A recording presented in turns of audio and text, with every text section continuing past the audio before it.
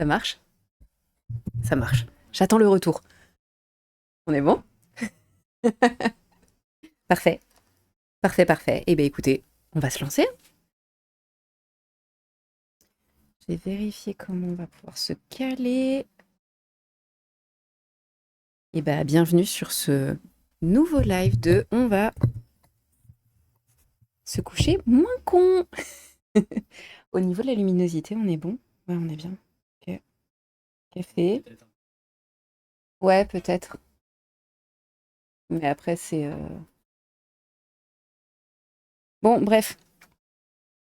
Oh, coucou Smeraldos. Eh bah parfait. Parfait, parfait. En gros, l'idée, c'était... Tu vas peut-être tuer la cam. Attendez, on va regarder. Ouais, écoute, ça a l'air pas mal. La cam est encore en vie. C'est bon, la cam est encore... Eh, ok. C'est bon, là, on a de la lumière. Non, ça va, c'est pas trop violent. De toute façon, je vais mettre sur le côté et puis on va lire tranquille. En gros, l'idée, c'était... moi, j'avais envie de comprendre comment fonctionnait, en fait, un ordinateur, sauf que bah, il fallait que que je reparte complètement de la base, parce qu'il y avait des trucs que je comprenais pas du tout. Et là, j'ai trouvé en fait un fichier qui explique tout, sur lequel je vais pouvoir creuser et aller chercher. Et on s'était dit ça en live, et moi, c'était quelque chose qui m'éclatait en fait, d'essayer bah, d'apprendre des choses, de lire des choses, et, d'apprendre en même temps. Et puis cette fois-ci, qu'on soit en stream, que ça fasse des streams qui sont quand même assez chill en début d'après-midi. Donc du coup, bah, let's go, hein, c'est le premier. Mon petit fichier. Alors, où est-ce qu'on est en termes de lecture? En fait, c'est tout ce qui va être histoire de l'électricité, histoire de l'énergie. En fait, on va commencer comme ça. Parce que, euh, parce que, en fait, moi, ça me semble hyper cohérent de commencer là-dessus. C'est compliqué pour moi, en fait, de me dire, vas-y, tu vas essayer de comprendre comment fonctionne un PC si tu sais pas comment ça fonctionne sur l'électricité, ce genre de choses. Et je trouvais ça assez marrant, en fait, de me retrouver dans une situation où vraiment on partait de la toute base pour ensuite pouvoir se caler sur quelque chose de bien plus complexe et plus précis. Oh, coucou Morgane, comment ça va? Eh, c'est Fortune Cookie! On est sur un live tout chill, tout tranquille. Je vais m'installer, j'ai mon café qui est prêt. Et puis on va lire un des trucs.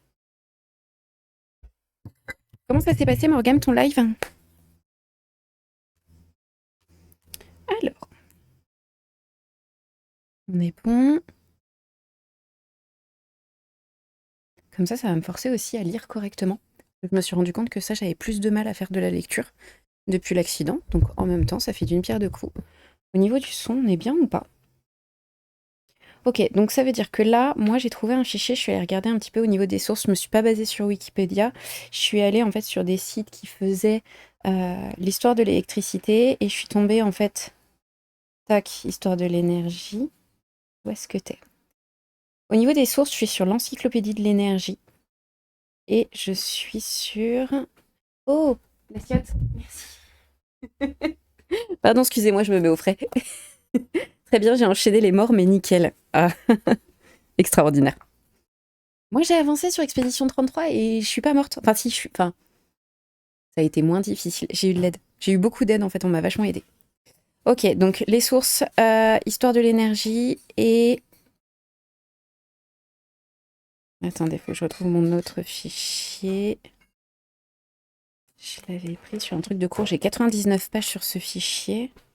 Que la source. En gros, on part de l'histoire de l'énergie et on finit par... tac, tac, tac, les avions et les satellites. Du coup, je trouve ça hyper intéressant. Coucou Smash! Allez, on se lance. Ok. Tac. Des simples intuitions vers les avions électriques, que de chemin qu'a parcouru. Sur l'électricité, les origines de l'électricité. Ce qui a fait un peu.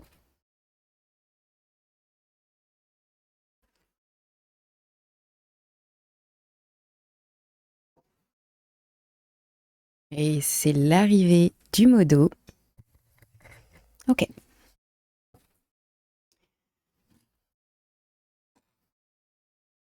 On est bon? On est bon. On vérifie, on est en train de s'installer avec le modo. C'est la première fois que je fais un live sur le canapé. Canapé, on a changé de place parce que forcément, on n'en pouvait plus. Modo, comment il va? Le modo est chaud, littéralement. Le modo est indécis sur...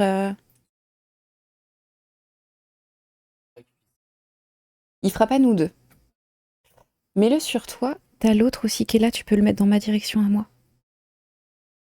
Non, je pense pas. On entend les cigales et des trucs comme ça. Non, en vrai, je pense qu'on est bon.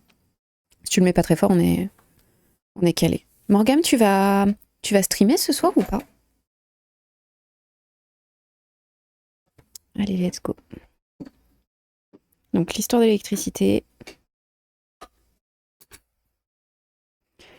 De nos jours, elle est omniprésente. Retour sur une découverte qui a changé à jamais notre façon de vivre.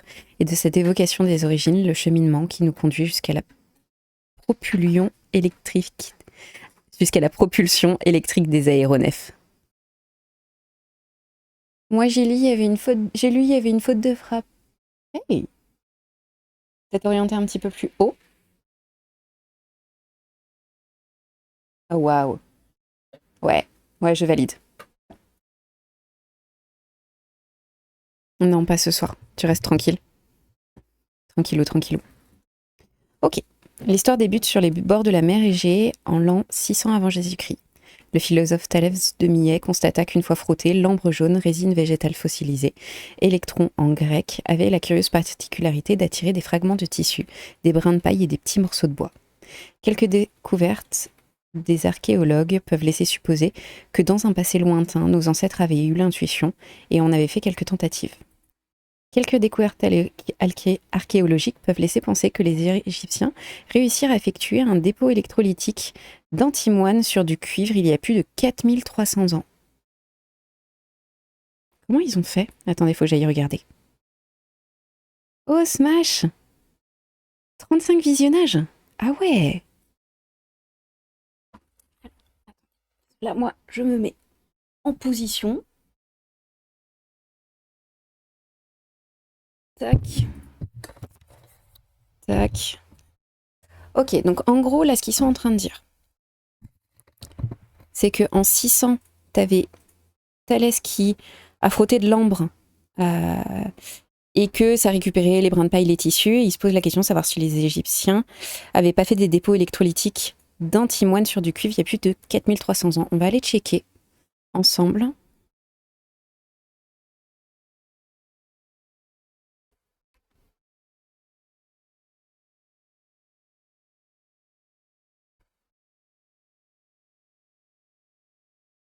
On va voir ce que ça va donner. On va voir si on a une réponse. Déjà, je sais même pas ce que c'est l'antimoine.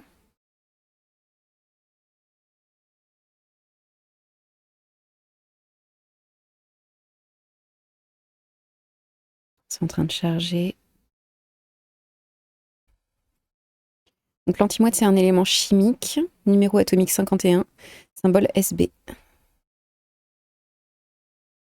Cristaux d'antimoine, c'est un cristaux qui est un petit peu gris. Et c'est en bas à droite dans le tableau périodique des éléments, en gros. Comment ils ont fait?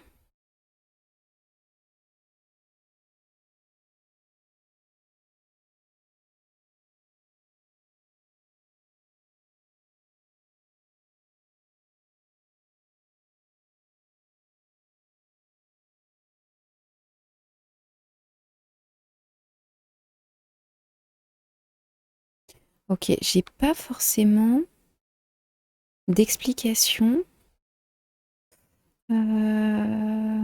Tac. J'ai pas plus d'explications sur les Égyptiens. Mais si, heureusement qu'il y a la piscine. T'as de la chance. T'as tellement de la chance d'avoir de la piscine. Est-ce qu'on est bien ou pas? Ouais, ça va. Au niveau du son, on est bon? Ok.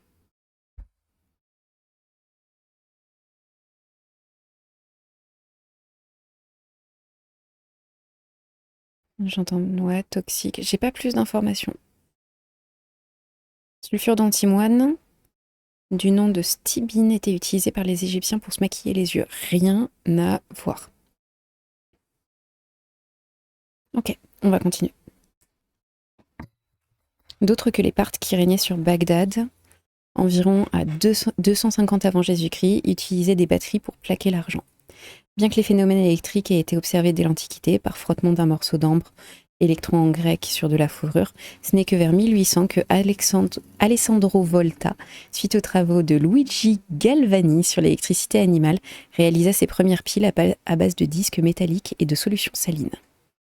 L'égyptologue Arne Eggebrecht, c'est le plus dur pour moi à prononcer, les noms, c'est l'enfer, était convaincu que les piles électriques existaient 1800 ans environ avant leur présumée invention en 1799 par Alessandro Volta.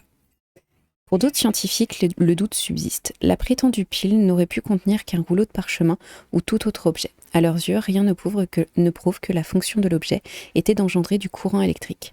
La science de tout temps a toujours rencontré le scepticisme et l'incompréhension. Après les découvertes, il faut apporter des preuves. Donc là, on passe sur la pile de Bagdad, qui est, en fait, là, j'ai une photo où c'est une jarre en terre cuite, avec une espèce de tube à l'intérieur, et en gros, t'as la jarre, elle faisait une vingtaine de centimètres, une tige en fer, un tampon isolant en asphalte, un tube de cuivre à l'extérieur de la tige en fer et un bouchon en asphalte. Ok, ça a l'air assez... Ça ressemble à une pile, en fait. En vrai, ça ressemble à une pile.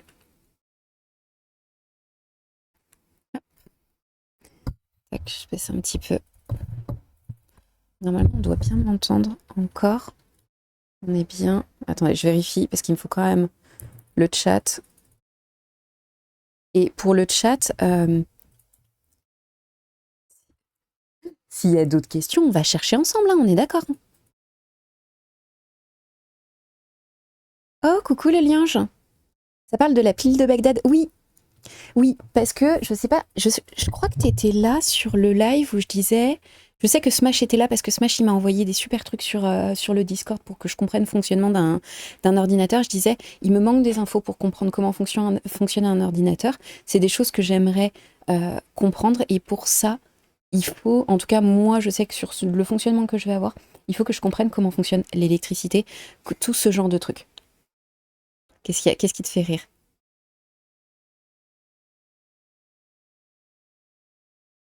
Qu'est-ce qu'il a mis? Attends. D'accord.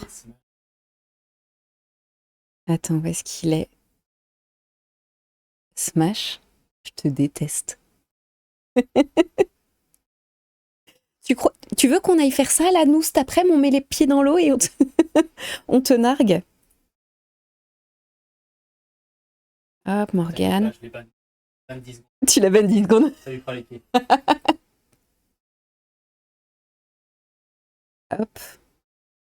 Allez. J'en étais où? Et donc, ouais, et donc l'idée, en fait, c'est d'aller vraiment de la base, l'histoire de l'électricité, tout ce qui est les trucs magnétiques et tout. Et donc là, j'ai trouvé un truc, et en fait, on va creuser. Et c'est...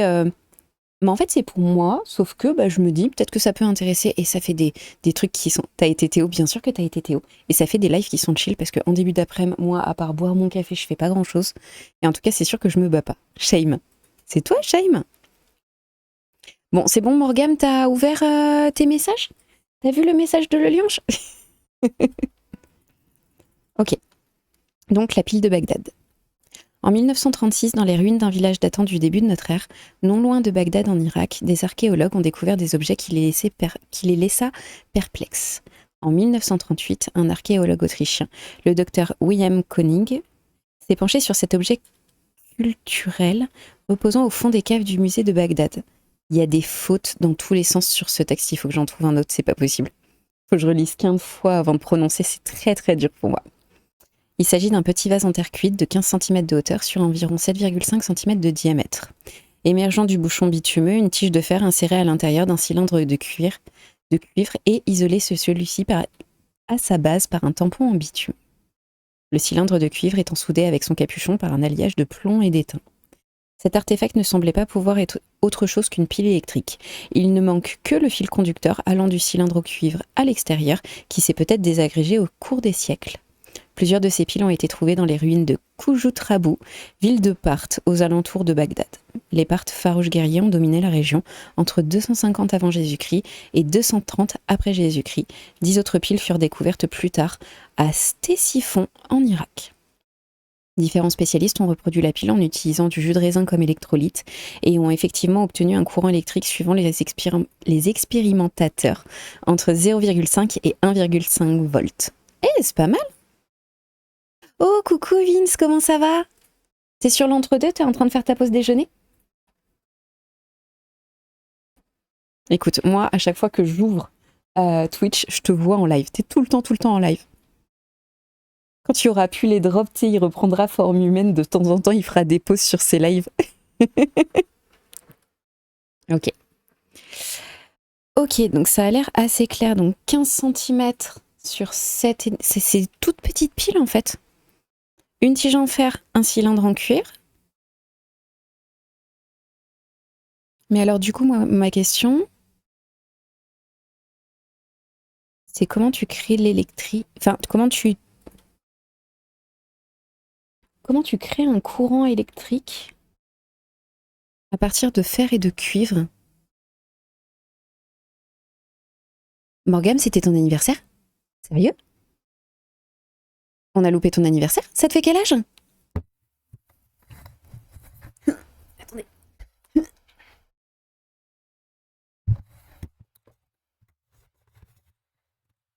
Objectif, ne pas péter le fil. On est bon? Ah, on est bon. Allez.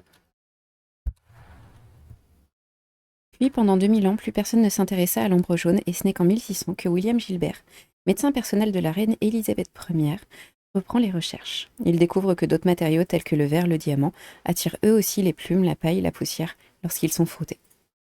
William Gilbert nomme cette force d'attraction électricité, du grec électron. La langue française hésita longtemps entre les termes électricité, ambricité et embrate, E-I-T-E, ouais c'est ça.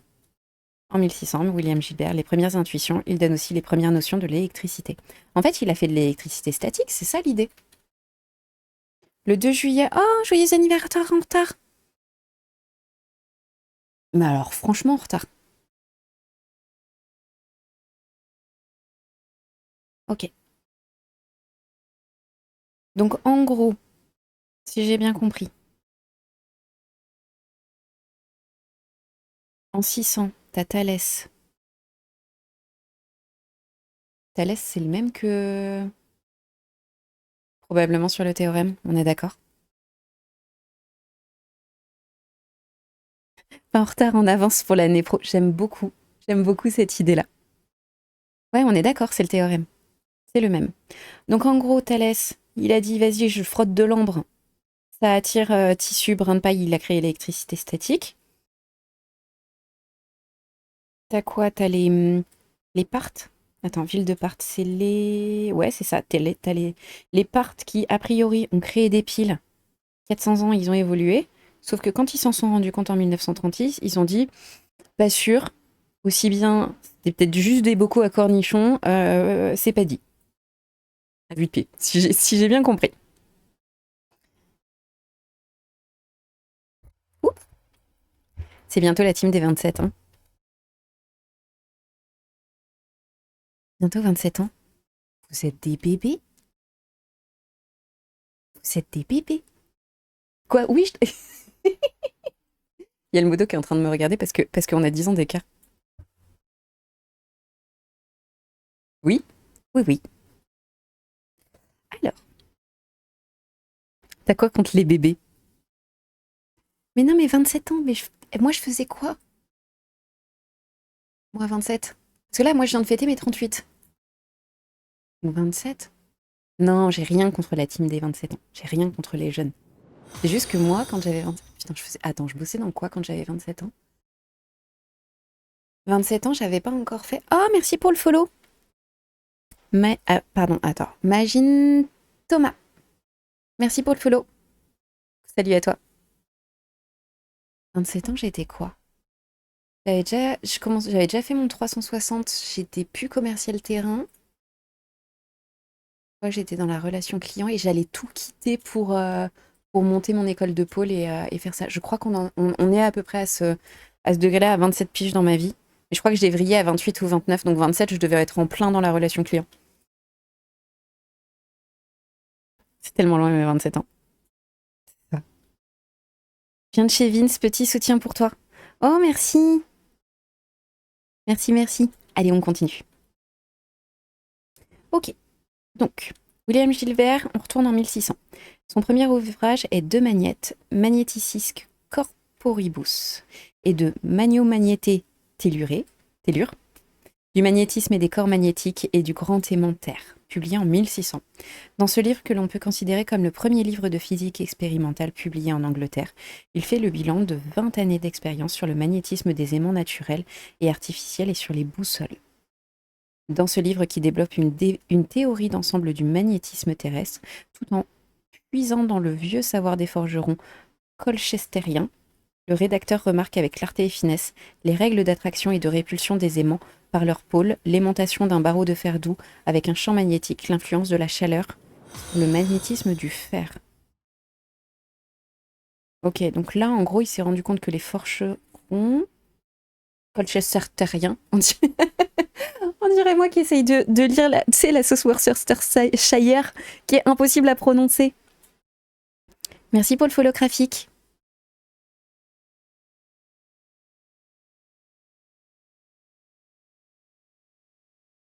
Ok. Ok, donc là on est sur le magnétisme, mais par contre il va falloir que j'aille voir ce que c'est le magnétisme. Je finis le paragraphe et on va aller creuser un petit peu plus. Parce qu'en fait il a parlé de magnétisme, il a parlé de forgeron, il a parlé de trucs comme ça, et je trouve que c'est... Là j'ai besoin de plus d'informations. En gros, t'as l'aimantation d'un barreau de fer doux avec un champ magnétique, l'influence de la chaleur sur le magnétisme du fer. Allez, super. Je te déteste. Smash, je te déteste. Très très cordialement, hein, avec... Mais je vais te tuer. Bah oui, allez. Pense à ceux qui ont chaud.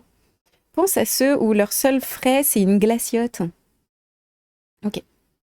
Donc, pendant son hypothèse sur des expériences précises, il propose d'assimiler la Terre à un aimant et conclut que cela est la raison pour laquelle la boussole indique le nord.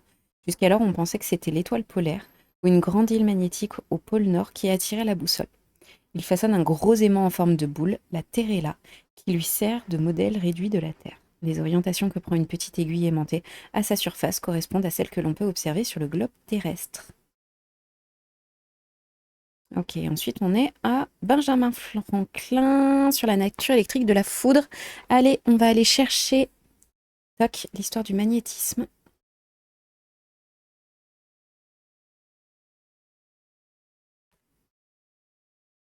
Je sais pas écrire, ça va pas le faire. Et si je passe le chat, vu que là je fais des recherches sur mon téléphone, est-ce que je l'ai ou pas? Est-ce que ça se met à jour?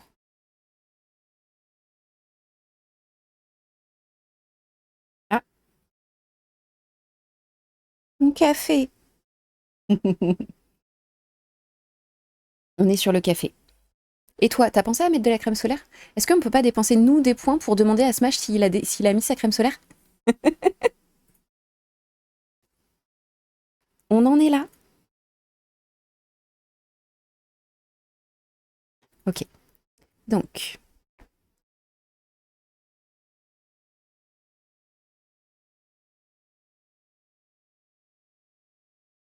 j'aimerais ne pas passer par Wikipédia au niveau de mes sources. Parce que c'est un avis très personnel, mais je considère que c'est pas assez vérifié, du coup ça me plaît pas trop. Du coup, je suis en train de chercher d'autres types de sources, donc c'est un petit peu plus long.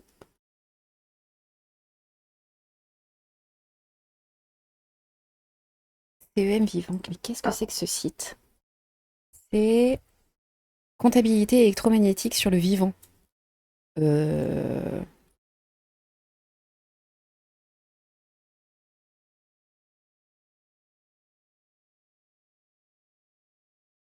Culture sciences chimie. On va voir ce que ça va donner.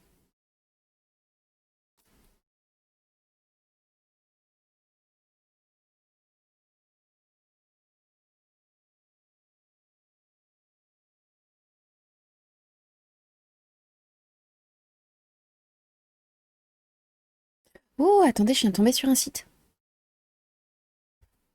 Donc sur Culture Sciences Chimie, développée au CNRS entre 2005 et 2014, la plateforme Ampère et l'histoire de l'électricité a rassemblé des dizaines de milliers de documents, d'une part autour du mathématicien André-Marie Ampère, d'autre part sur l'histoire de l'électricité. La plateforme bénéficie d'une nouvelle vie sur le portail Ampère Archive de la Société des Amis d'André Ampère. Destinée à un large public, la partie Histoire de l'électricité propose, dans un parcours historique, une quarantaine de dossiers sur l'histoire de l'électricité et du magnétisme, de la boussole marine à la Renaissance au sacre de la fée électrique en 1900. Allez, on va y aller. On va aller checker. Je trouve ça assez cool comme truc. Parcours historique.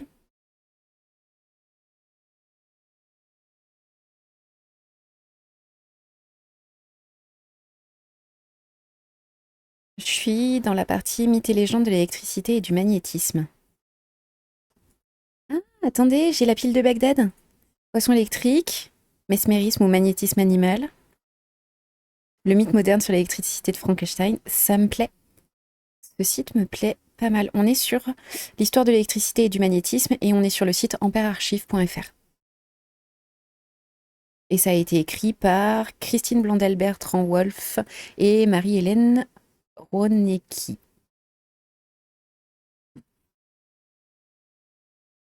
Ok. Allez, on va checker. Ça vous va? Qu'est-ce qu'on en pense? On est pas mal. Je vais essayer de voir si je peux le choper sur le... Hop, sur la tablette. Alors, on a dit Ampère Archive. Parce qu'après, on est direct sur Benjamin Franklin, donc on m'entend bien ou pas? Je tendance à me pencher, mais je suis pas sûre que ce soit si utile que ça. On m'entend bien, ouais. Allez, Tisha. On se connecte.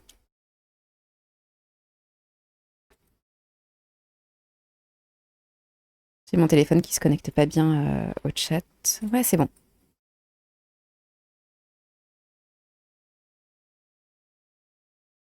On n'a pas créé des points de chaîne pour demander à Smash s'il a mis de la crème solaire. Okay. Historique. Bingo. Mythes et légendes de l'électricité et du magnétisme. Bonjour à tous ceux qui ont rejoint le live. Ok, la pile de Bagdad. A-t-il installé ses brassards? Et on a dit qu'il fallait pas se baigner dans les 2 heures après avoir mangé.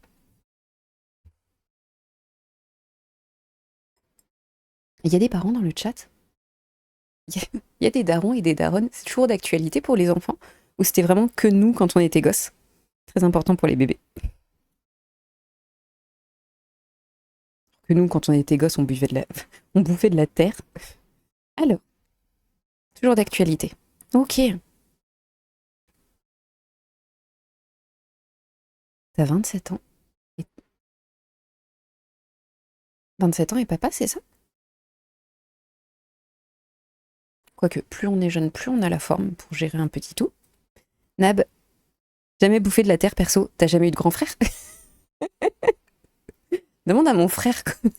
Il a 4 ans de plus que moi, c'était l'enfer. Bon, dépiler d'autres trucs. Peinture au plomb, c'est ça? Moi, je dis ça, je remarquais là, le lien par rapport à ton âge et au fait d'être parent, mais moi, je dis ça. Ma mère m'a eu à 28, enfin mes parents m'ont eu à 28. On a tous 2 ans d'écart et on est 4. Elle a commencé à avoir ma grande sœur à 22. Mariée à 21. 22, elle a fait la première. Et moi, à 28, elle a fait la dernière. Ok. On continue sur la pile de Bagdad. De nombreux sites, articles, voire manuels scolaires soutiennent que la pile électrique a été inventée il y a 2000 ans à Bagdad. Cette pile aurait en outre servi à la dorure d'objets métalliques. Nous objectons ici que 1. L'hypothèse de l'invention de la pile n'est pas soutenable tant du point de vue archéologique que du point de vue scientifique. 2. La dorure d'objets métalliques par électrolyse supposerait que l'on ait disposé dans l'Antiquité de sel d'or en solution, ce qui n'est pas vraiment vraisemblable. Je trouve ça hyper intéressant comment c'est présenté. Ah, tu vas sur tes 37, mais j'avais cru 27. Bon, 27 ou 37, c'est pareil. Hein. Un mystérieux objet archéologique. En 1936, les fouilles archéologiques d'une nécropole au sud-est de Bagdad mettent au jour parmi plusieurs centaines d'objets, verreries, figurines de terre, tablettes gravées, un curieux ensemble d'abord daté de la période parthe, entre le 1er siècle et avant et le 1er siècle après Jésus-Christ, datation remise en cause aujourd'hui. À l'intérieur d'un vase en terre cuite, haut d'une quinzaine de centimètres, bon ça on en avait parlé, Tac, l'ensemble. Ok. Après être passé par différents intermédiaires, ça arrive sur le bureau du directeur du musée de Bagdad. Hop, l'Autrichien William Koenig, un administrateur sans formation en archéologie. Il présente la poterie, blablabla. Koenig appuie son hypothèse d'une pile électrique par l'observation, sans rapport a priori, d'une technique rudimentaire et galvanoplastie utilisée dans les années 30 par les orfèvres de Bagdad pour dorer les bijoux. Ces orfèvres utilisaient le dispositif représenté. Il s'agit d'une pile mise en court-circuit à l'intérieur de laquelle se produit la réaction chimique recherchée. Au cours de cette réaction, de l'or métallique provenant de la solution d'un sel d'or se dépose sur l'objet adoré. Le procédé pourrait bien avoir une origine beaucoup plus ancienne, mais ce dispositif n'a pas grand-chose à voir avec le vase mystérieux. Le seul lien non explicité par Koenig est qu'il apporterait un second témoignage d'une maîtrise de l'électricité par les parts. Ok. Tout pareil. Bah oui, tout pareil. Tout pareil. Peut-être juste la récupération et le temps de sommeil. La fatigue aussi. Moi, je le vois au niveau du sport. Parce que là, j'ai 38. Euh, j'ai besoin de beaucoup plus de temps d'échauffement. Et il y a eu un moment, je passais de zéro échauffement, tu sais, ou juste faire tac, tac, tac, allez, vas-y, c'est bon, on y va. Ah, attends, il faut que je m'échauffe. Et si je m'échauffe pas, je vais mourir. C'est peut-être ça l'évolution que j'ai vue en vieillissant. Après, en termes de niveau, je dis pas parce que là, à 38, j'ai pas encore eu de baisse de niveau. Il a fait que augmenter. Je m'entraîne peut-être moins, mais plus intelligemment. Tu vois, en vieillissant, je pense que je m'entraîne mieux que quand j'avais 20 piges et que je courais et j'allais dans tous les sens. J'aurais dit les cheveux gris. Eh, rigole, moi, les cheveux gris, j'ai commencé à en avoir à 23 et ça a pas tant changé que ça. J'en ai un petit peu, mais pas trop. Moi, j'ai hâte d'avoir la tête toute blanche et j'attends encore. Alors, ah bah moi, ah ouais, j'ai pas fait gaffe. J'ai vu tes dernières vidéos, d'ailleurs, elles sont trop cool. D'ailleurs, dans le chat, si vous voulez passer voir comment dire, son Twitch, sa chaîne, franchement, elles sont trop trop cool. J'ai pas fait gaffe à ça. Bon, après, moi, c'est pas des trucs auxquels je fais gaffe. Alors, donc, on revient sur notre pile. Revenons à l'objet mystérieux d'il y a 2000 ans, peu de temps auparavant, plusieurs objets ont été mis au jour dans d'autres fouilles de Mésopotamie.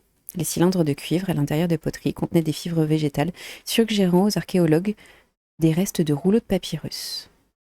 Ne reprenant pas cette interprétation des archéologues, il émet l'idée que ces poteries auraient pu être mises en série, ce qui suppose des fils de connexion, afin d'augmenter la très faible tension d'électricité délivrée par une seule poterie, et il va encore plus loin en mettant en avant l'existence de vases de bronze et de cuivre, plus anciens qui, selon lui, auraient pu être donnés par électrolyse avec ces piles en série.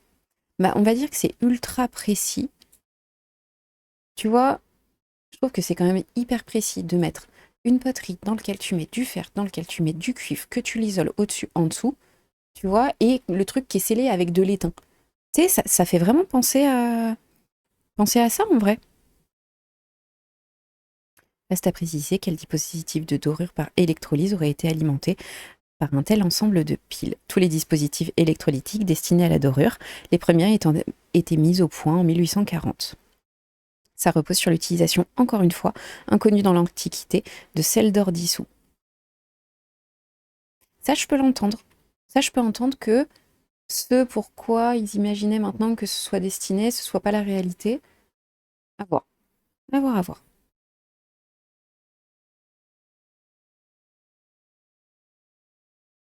Après la guerre, un chercheur américain de la compagnie General Electric, Willard Gray, tente la première reconstitution dans la pile de Bagdad, d'après les indications de Willy Ley, et obtient un faible courant électrique. Willy Ley se dit alors convaincu qu'à l'époque du Christ, on avait des piles galvaniques à Bagdad. D'autres expérimentateurs se lancent dans la reconstitution et montrent la possibilité d'obtenir un faible courant électrique avec différentes solutions, du jus de raisin, du citron. En 1978, Maître Gims a dit que les pyramides égyptiennes, c'était des centrales électriques. Maître Gims, il a dit aussi qu'il tirait et... Putain, c'est pas possible.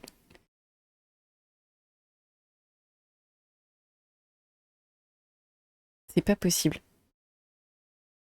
Et puis dans Stargate, ils disaient quoi des pyramides? Attends, si on a le même âge, tu connais Stargate? Normalement, moi ça a été toute mon enfance, donc normalement ça a été la tienne. Modo, tu connais Stargate ou pas? T'as regardé? T'as pas regardé, mais tu connais? Ouais, c'est ça. Un peu. Je préfère la version de Stargate, évidemment. Évidemment. Évidemment. Tu sais, c'était le dimanche après-midi. Avant, t'avais Sydney Fox, l'aventurière. T'avais le tunnel de l'enfer du dimanche après-midi. Ça commençait par Chuck Norris. Ça continuait avec Sydney Fox, l'aventurière, Stargate. Et puis après, on avait quoi? On avait Mr. Bean, Benny Hill. On avait ça. Walker Texas Ranger. Oui, c'est ça. Chuck Norris. Coucou Ted. J'adore l'arc de la découverte de l'Atlantide, on va se dire. Mais oui. Et ça commençait par le film. Moi, j'ai commencé par voir le film. Ok. Tac. Donc, on obtient un faible courant électrique avec du jus de raisin en refaisant la pile de Bagdad. Ouais, la même, le film en premier. Bah oui, complètement. En 1978, l'objet archéologique est présenté dans une expédition sur l'Irak au musée Romer et Pelitzaus d'Idelsheim en Allemagne. Oh waouh, mot compte triple, là j'en peux plus. Et le catalogue explique sans nuance que les Parthes ont inventé la pile bien avant Volta. Un reportage de télévision accroît la crédibilité de la chose en montrant un technicien en blouse blanche devant le dispositif. Arne Eggebrecht, directeur du musée, parvient en assemblant une batterie de ces piles reconstituées à couvrir un objet métallique d'une extrême fine couche d'or, mais l'expérience n'a pas fait l'objet de publication et on peut se demander quel type d'électrolyse a permis la dorure. Cela n'empêche pas l'interprétation électrique d'être aujourd'hui très populaire. Il n'est que de surfer sur Internet que de se rendre... Ok, il suffit de surfer sur Internet pour s'en rendre compte. Je pense qu'ils se sont loupés à cet endroit-là. Benny Hill et Mr. Dean, c'est sûr. Mais moi, c'est comme ça que j'ai grandi. Si toi, t'es 90 environ, on a vu les mêmes émissions. Ouais, moi, je suis de 88. 88, je viens de fêter mes 38 ans. Donc moi, j'ai vraiment grandi avec... avec Benny Hill, avec Mr. Bean, avec Culture Pub, ce genre de choses. Enfin, j'ai vraiment grandi comme ça. Ah, mais cherche pas, c'est parce qu'il faut sub. Tu veux plus de pub? Eh bien, arrête. Sub à la chaîne. Soutiens ton streamer. Soutiens ta streameuse. Mec, t'as aussi offert le support de tableau en guise de cadeau de Noël. Attends, j'ai pas la ref. J'ai pas compris la phrase. Ton mec t'a aussi offert le support de tableau. Mr. Bean. Le tableau de Mr. Bean en guise de tableau de Noël. Attends. Pourquoi je comprends pas? Tac.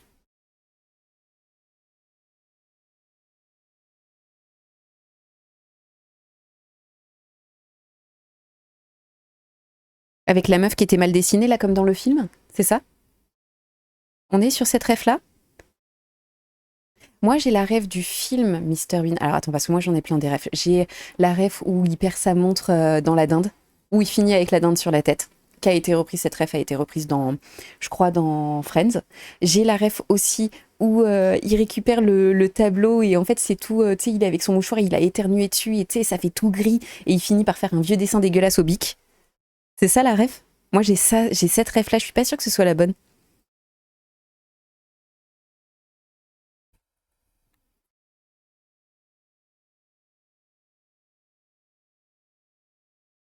Bean, il y a 14 épisodes à tout casser, je crois. Mais je pense qu'on les a vus en boucle.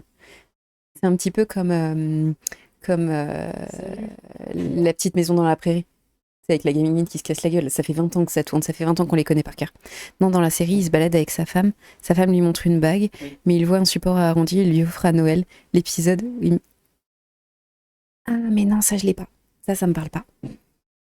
Je vois sa copine qui était toujours, tu sais, qui avait toujours des contenus qui finissaient toujours. Tu sais, c'était pas une petite brune un peu maigre qui finissait toujours malheureuse. Alors, on continue. Une émission phare de Discovery Channel, animée par deux spécialistes des effets spéciaux, reproduisent l'expérience de dorure sous les yeux des téléspectateurs et en déduit que l'hypothèse de la pile de Bagdad est plausible.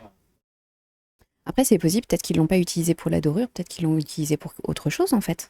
Par une aventureuse association d'idées, le rapprochement est parfois fait avec un bas-relief du temple de Dendera en Haute-Égypte sur lequel certains n'hésitent pas à voir une préfiguration d'ampoules électriques ou de tubes à décharge.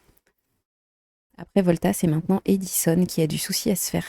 La pile et l'éclairage électrique n'auraient donc été que réinventés au XIXe siècle. L'affaire met en œuvre plusieurs ressorts de la science populaire. Le mystère, le spectaculaire, la découverte de savoirs anciens cachés et une certaine soif de revanche sur la science officielle. La tête dans la dinde, c'est l'épisode avec la montre. Oui, oui, on a la totale parce qu'au final, il perd sa montre et il met la tête dedans. Alors.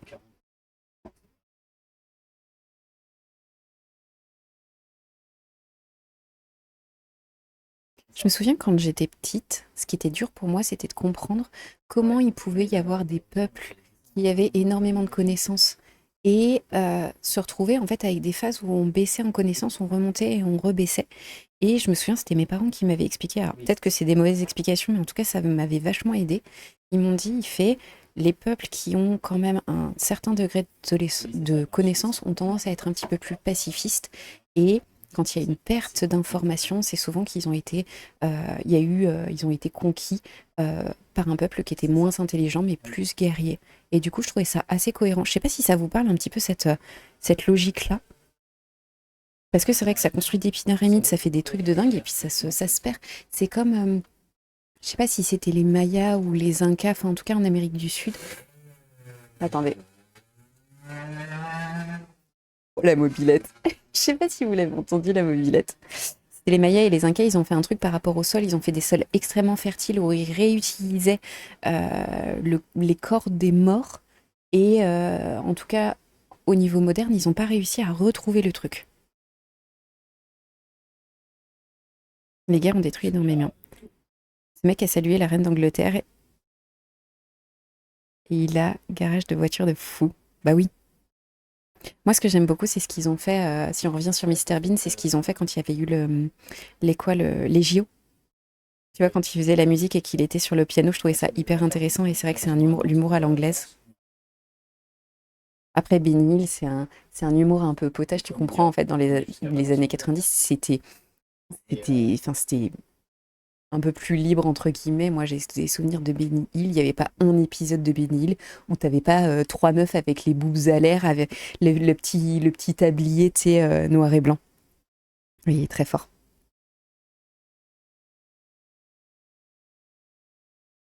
Ok, en conclusion, si on reprend la conclusion par rapport à la pile de Bagdad et on va avancer. La présence dans la poterie mystérieuse de deux métaux différents reste inexpliquée. Le fait est qu'en ajoutant un électrolyte et deux fils métalliques reliés l'un au fer, l'autre au cuivre, le dispositif peut produire un très faible courant. Il sera cependant étonnant que cette technologie soit restée si confidentielle qu'elle n'ait laissé aucune trace, entraîné aucun témoignage de la part de voyageurs étrangers, et enfin qu'elle ait disparu pendant des siècles. Dans l'état actuel des connaissances scientifiques et archéologiques, le fait qu'on ait trouvé dans la même région de nombreuses poteries du même titre concernant des restes de papyrus incite fortement à penser que cette poterie arrivait entre les mains des organisateurs de fouilles avant... Ok, je reprends la phrase, je l'ai pas compris. Ok, donc ils disent que eux, vu qu'il y a des restes de papyrus, on peut remettre en question... Ouais, on peut remettre en question le fait que ce soit une pile.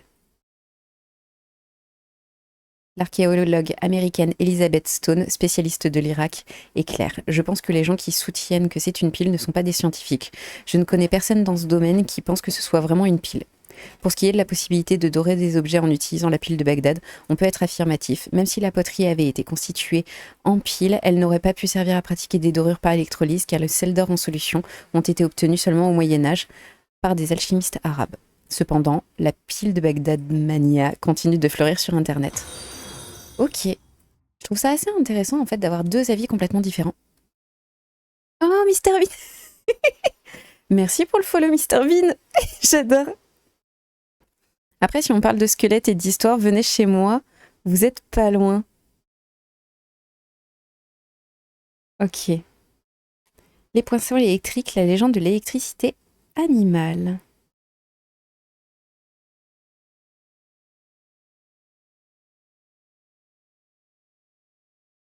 Ok. Donc là, on va parler des poissons électriques. Et ensuite, on va aller sur le magnétisme. Allez, t'es sur Discord, bouge pas, que je regarde. Hop. Normalement, si je fais ça, je vous mets le Discord aussi.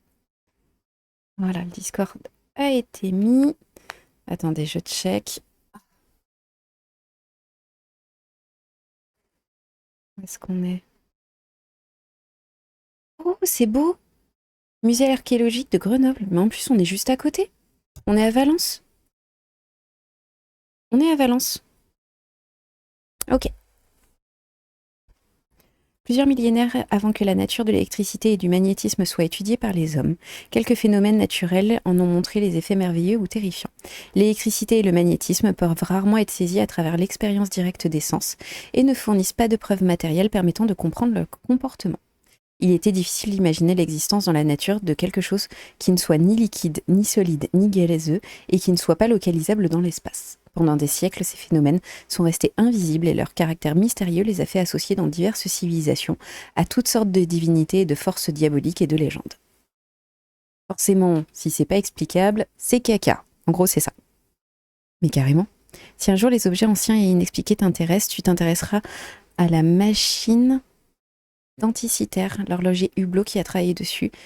Et leur conclusion est assez ouf. Mais oui, carrément. Moi, j'adore les trucs comme ça. En fait, en vrai, je trouve ça. Bah, vous voyez, le stream, il a trouvé son truc. En fait, c'est voilà. Tu dors moins con. Moi, je surkiffe les trucs comme ça. En fait, je vais vraiment surkiffer. Il y a un truc que je trouve assez hallucinant, c'est comment certaines personnes, tu vois, actuellement, dans le monde moderne, sont capables de prendre de haut euh, les civilisations anciennes en pensant forcément qu'ils sont plus cons, tu vois, en pensant que le, la physique moderne, l'archéologie moderne, que tout ce qui est moderne est forcément plus intelligent que ce qu'ils faisaient avant. Et en fait, j'ai vraiment pas forcément cette conclusion du tout. Et du coup, des fois, c'est un petit peu dérangeant, en fait. T'as envie de dire, mais peut-être qu'il y a 400 ans, il y a un savoir qui s'est perdu parce qu'on a dit que les gens étaient complètement débiles. Tu vois, un petit peu l'effet du savant fou. Et puis là, ça me donne un petit peu ça par rapport à la pile de Bagdad en se disant, mais non, c'est pas possible. Mais peut-être qu'ils utilisaient pas ça pour faire de la dorure, peut-être qu'ils l'utilisaient pour autre chose. Et ça s'est perdu parce qu'ils n'ont pas donné l'information ou le savoir, il s'est pas perpétré. Et là, on a combien de, entre guillemets, de métiers actuels qu'on est en train de perdre parce que ils sont remplacés par d'autres choses et où bah, on perd le savoir-faire. Je vois pas en fait ce qui, ce qui est vrai maintenant ne peut pas être vrai avant. Parce qu'on est parti du principe que plus ancien égale moins de technologie moderne, donc débile. Alors qu'en fait, ce sont des génies. Ouais, on est d'accord. Après, il faut toujours nuancer. Mais ils ont fait des trucs que nous, on serait pas capable de refaire. Alors, on fait d'autres choses qui sont hyper cool, mais ils sont pas tous débiles. On est plus intelligent grâce à eux, c'est certain. Oui, oui, oui, complètement. Mais on est plus intelligent parce que bah, les gens, ils vont aller chercher le savoir. Je sais pas si vous vous souvenez, en tout cas, à l'époque, quand il n'y avait pas encore Internet, moi, j'ai commencé à avoir Internet vers, je pense, 14 ans, un truc comme ça. On disait, les gens, en gros, les gens sont cons parce qu'ils n'ont pas accès aux connaissances. Internet est arrivé, les gens sont toujours aussi cons parce qu'ils ne sont pas intéressés par les connaissances. Alors, ça rend l'accès à la connaissance quand même plus rapide. Bon, il y a quand même un millier de trucs merdiques où tu dois trier au milieu de tout ça, mais c'est pas l'accès aux connaissances qui va donner l'envie à la personne d'aller plus loin et d'avoir des connaissances. Toi, t'as connu Lycos? Oui, c'était un... Lycos, attends, c'était un petit... Merde, c'était un petit labrador brun? C'était pas un petit labrador brun? Attends, moi je crois que j'ai connu. Comment ça s'appelait? C'était pas plus vite que la musique avec un mec qui avait le crâne rasé et genre un bulldog français qui s'appelait Marcel ou Léon, je sais plus trop. Comme on est parti dans l'inconscient collectif que ces dernières dizaines d'années, que les métiers manuels, c'est bas de gamme, sauf qu'il n'y a pas si longtemps, comme au Moyen-Âge par exemple, les forgerons, métiers à tisser et compagnie, étaient extrêmement respectés par les nobles. Ouais, t'as ça, et puis t'as aussi les orientations, tu sais, la fameuse orientation tu vas dans une filière scientifique, et puis si t'es con et t'es débile, tu vas faire un bac pro. C'est c'est hyper réducteur. C'est très très réducteur. Et puis, enfin, chacun en fait va mettre l'importance là où il est, mais moi je trouve ça complètement débile et ça rentre vraiment pas dans mon cadre. Ok, les poissons électriques de l'Antiquité. Les poissons comme la torpille en Méditerranée, c'est le nom d'un poisson. Le poisson-chat électrique du Nil, les anguilles électriques et les gymnotes en Amérique du Sud possèdent des organes électriques qui produisent des décharges allant jusqu'à plusieurs centaines de volts afin de capturer leur proie ou de défendre des prédateurs. Bien avant la connaissance de l'électricité, ces animaux ont été l'objet d'observations et ont habité l'imaginaire des anciennes civilisations. Plusieurs témoignages de l'ancienne Égypte, comme un bas-relief du tonneau du noble Ti à Saqqara, montrent que les pêcheurs égyptiens connaissent l'existence de ces poissons qui provoquent de violentes commotions. Les pêcheurs pensaient que les poissons-chats protègent les autres poissons, car lorsqu'un poisson-chat se trouvait pris dans leur filet, les autres poissons restaient engourdis pendant plusieurs minutes. Si un pêcheur prenait un de ces poissons, il devait libérer les autres poissons de son filet. Comme le poisson-chat et la torpille sauvaient les poissons, ils furent également considérés comme protégeant les marins et les autres habitants de la mer. Oh, c'est mignon! C'est trop mignon! Sortie de collège, né à 9, tu pars en bac pro ou t'es nulos. La réussite, c'est le bac général fac. Ouais, c'est ça. Complètement. Faut le nourrir, l'ingénieur. Tu m'étonnes. Dans le monde grec, la torpille est classée dans les catégories des narcotiques par Hippocrate. Mais c'est à Platon qu'on doit les références les plus significatives sur la torpille dans le monde ancien. Dans ces dialogues, un disciple de Socrate, Menon, compare son maître à un de ses poissons électriques. Socrate, j'avais entendu dire avant même... Donc ça, c'est une citation. Socrate, j'avais entendu dire, avant même de te rencontrer, que tu ne fais rien d'autre que t'embrasser toi-même et mettre les autres dans l'embarras. Et voilà que maintenant, du moins c'est l'impression que tu me donnes, tu m'ensorcelles, tu me drogues, je suis, c'est bien simple, la proie de tes enchantements, et me voilà plein d'embarras. D'ailleurs, tu me fais totalement l'effet pour railler un peu, de ressembler au plus haut point, tant par ton aspect extérieur que par le reste, à une raie torpille, ce poisson de mer tout aplati. Tu sais bien qu'à chaque fois qu'on s'approche d'une telle raie, qu'on la touche, on se trouve plongé à col d'aile dans un état de torpeur. Or, j'ai à présent l'impression que tu m'as bel et bien mis dans un tel état, car c'est vrai que je suis tout engourdi dans mon âme comme dans ma bouche, et je ne sais que te répondre. C'est moi ou je viens de lire un texte un peu sale et dégueulasse?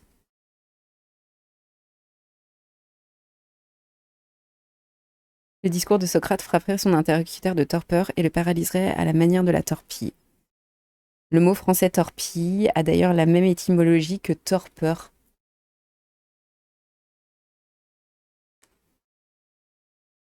Attends, je viens de lire quoi là comme texte? Bon après-midi le linge. Une pointe, bonne lecture. Alors, dans certains textes, les Grecs utilisaient les poissons électriques pour calmer la douleur et tenter de soigner certaines maladies. Oh! Les décharges de ces poissons anesthésient en effet la région du corps touchée, et dans la mesure où elles stimulent violemment les nerfs, on peut espérer une action thérapeutique sur les paralysies. Des médecins renommés comme Dioscoride conseillent les décharges de la torpille pour traiter les maux de tête et l'arthrite. Plus tard, ces pratiques furent reprises chez les Romains. Le médecin officiel de l'empereur Claude recommande les décharges de la torpille en particulier pour traiter la goutte. C'est quoi la goutte? Attends, j'en entends souvent parler, c'est quoi la goutte? Bisous aussi, Ted. Attends, c'est quoi la goutte? La goutte. C'est pas un truc quand tu manges mal ou quand tu... La goutte est une maladie chronique due à la présence d'un excès d'acide urique dans le sang. Hyperuricémie. Des microcristaux d'acide peuvent alors se déposer dans les articulations et les tissus qui l'entourent. D'où la goutte au niveau du pied. Ok, ok, je savais pas. Ah oui.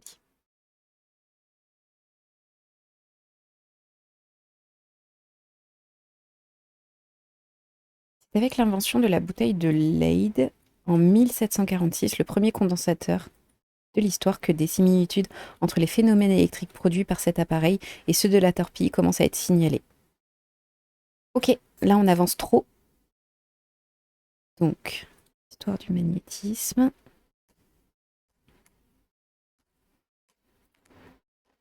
Et les forgerons.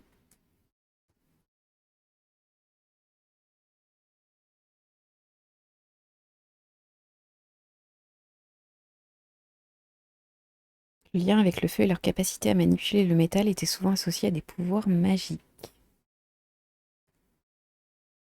Je suis sur le site Super Magnette. Je suis pas sûre que je suis au bon endroit. L'histoire des aimants. Ok. L'histoire des aimants remonte à plusieurs siècles avant notre ère. Aujourd'hui, on ne pourrait plus s'en passer. L'aperçu de l'histoire des aimants. L'histoire des aimants est très complexe, c'est pourquoi nous ne présentons que les principaux jalons. Ça me va, c'est un truc à peu près un peu tranquille. Donc ça, c'est Thalès qui était le premier à décrire.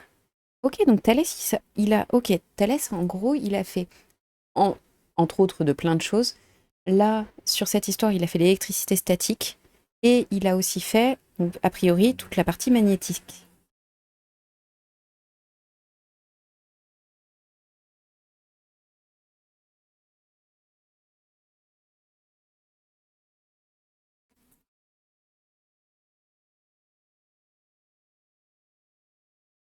Est-ce qu'on est... Attends, là, on est sur les aimants. Ok.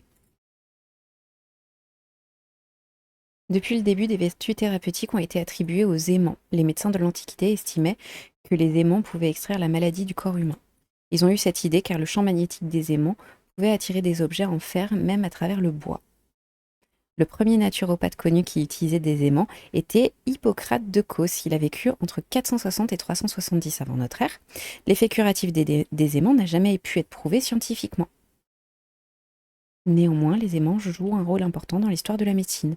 Dans la médecine moderne, par exemple, on trouve des aimants dans les appareils IRM et d'autres dispositifs, effectivement. 2 siècles avant Jésus-Christ, la première boussole chinoise antique. Déjà dans la Chine antique, les Chinois ont su tirer davantage du magnétisme. Les chasseurs de jade utilisaient une sorte de boussole pour retrouver dans les montagnes le chemin de la maison. Une cuillère en magnétite qui pointait vers le sud représentait l'aiguille de l'ancienne boussole chinoise 2 siècles avant Jésus-Christ. La boussole portait le nom de Sinam. Le mot Si signifie indiquer et Nam signifiait le sud. Cette cuillère a été placée sur une plaque décorée de caractères chinois. Cette ancienne boussole servait en Chine à prédire l'avenir, à orienter les bâtiments, ainsi que pour exercer du feng shui. Plus tard, on utilisait à la place de la cuillère une figurine de poisson ou de tortue. Cette version de la boussole était pourtant pas assez précise pour la navigation. L'invention de la boussole, on va y aller un peu plus tard.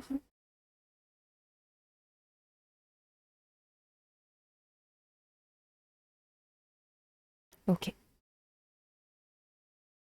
Comment les aimants naturels se développent-ils? Le plus gros aimant connu est la Terre, car notre planète bleue dispose également d'un champ magnétique. Le champ magnétique terrestre se forme à l'intérieur de la Terre, plus précisément dans le noyau terrestre externe.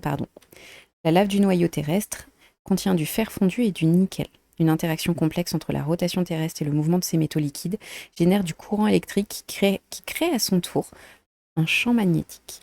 Lorsque cette lave ferreuse arrive à la surface de la Terre, elle se mélange au dioxyde de carbone et refroidit ensuite pour former de la magnétite, un oxyde de fer. Après refroidissement, ces pierres en magnétite possèdent toujours le champ magnétique produit de manière naturelle auparavant. Les aimants sont donc formés par l'activité volcanique. Le fait que la Terre soit elle-même un aimant n'a été couvert qu'après 1600 par le médecin William Gilbert. Donc en gros, tu as le centre de la Terre où tu vas avoir une action entre le fer fondu et le nickel qui est sous pression. Le fait qu'il y ait un mouvement de la Terre, ça va créer un courant électrique. Ok, c'est le mouvement des métaux en fusion qui va créer un courant électrique. Et quand ça va sortir, de ce que j'ai compris, que ça va se mélanger au dioxyde de carbone, ça va créer de la magnétite, un oxyde de fer, et une fois que c'est refroidi, ça se transforme en aimant. Si je dis pas de conneries, c'est ça. Tac. Ouais, je crois que c'est ça. Qui a découvert le premier aimant? Selon la légende, attendez, tac. Ouais, c'est bon. Selon la légende, le philosophe naturel Thalès, l'effet des pierres Donc c'est lui qui a découvert l'effet des pierres magnétiques. Il pensait que les pierres magnétiques naturelles possédaient une âme. Leur force d'attraction en serait la preuve. De même que le fait que les aimants puissent être d'autres objets en mouvement, il n'existe cependant plus de traces écrites de Thalès. Les documents venant d'autres philosophes grecs ont servi de source à ses connaissances. Comme Thalès était le premier homme à percevoir de manière consciente l'électricité et le magnétisme, l'histoire de l'électromagnétisme commence avec lui. Et d'où vient le terme aimant? Si on s'intéresse à l'origine des mots aimant et magnétisme, on peut trouver deux explications provenant des sources différentes. La première, ce serait que le terme remonte à celui qui a trouvé la pierre, la magnétite. Une référence à cette théorie se trouve dans une écriture de Pline l'Ancien, en latin Caius Plinius, un savant romain du domaine de la recherche des sciences naturelles. Il écrit en 77 avant Jésus-Christ que le terme grec des pierres magnétites, lithos magnet, remonte à un berger grec dont le nom était Magnès. Ce berger avait découvert la magnétite par hasard lorsqu'il avait gravé le mont Ida et que sa canne avec ferrure et ses chaussures à clous étaient restées collées à ces roches. Mais il s'agit bien d'une légende. Et la deuxième possibilité, ce serait que le terme provient du lieu de découverte des pierres de magnétite. La magnétite a été trouvée entre autres entre Magnésie, une région en Grèce. Du coup, ça expliquerait que c'est possiblement appelé comme ça parce que c'était à côté de Magnésie, dans l'actuelle Turquie. Les habitants des deux endroits s'appelaient des magnettes.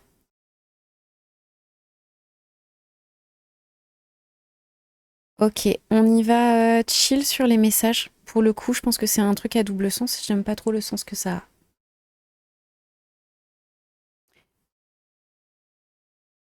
Quand la boussole a-t-elle été inventée? Il existait deux types de boussoles destinées à la navigation, la boussole flottante et la boussole sèche.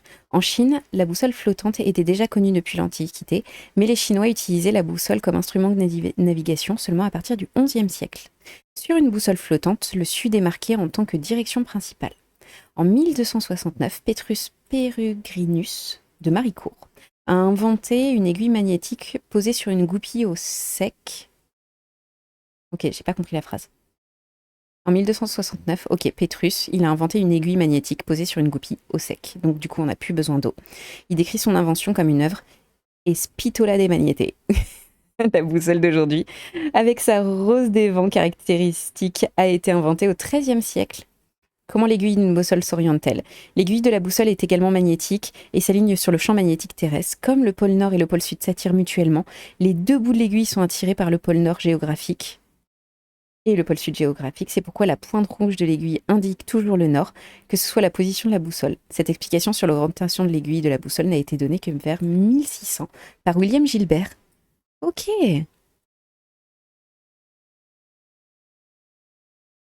Hop. Ça va toi? Smash, il a rien fait?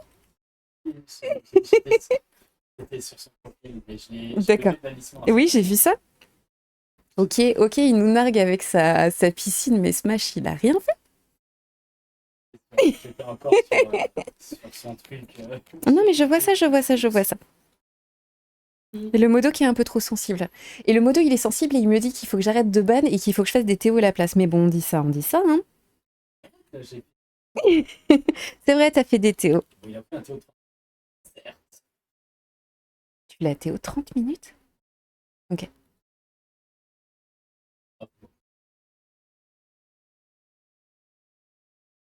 Ok. Ok. En 1600. Le magnétisme terrestre et l'apparition de l'électricité. Pendant longtemps, il existait trois hypothèses sur l'apparition du magnétisme. Plusieurs savants pensaient que certains objets sur la surface terrestre exerçaient une force d'attraction sur les pierres magnétiques. D'autres croyaient en une source céleste et d'autres encore disaient que seulement la pierre magnétique elle-même était magnétique.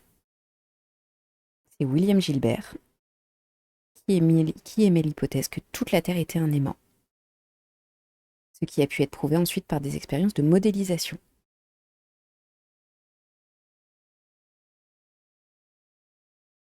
Ok. L'histoire du magnétisme est étroitement liée à celle de l'électricité. J'avais du mal à faire le lien, mais en fait là, je pense qu'ils sont en train de m'expliquer le lien.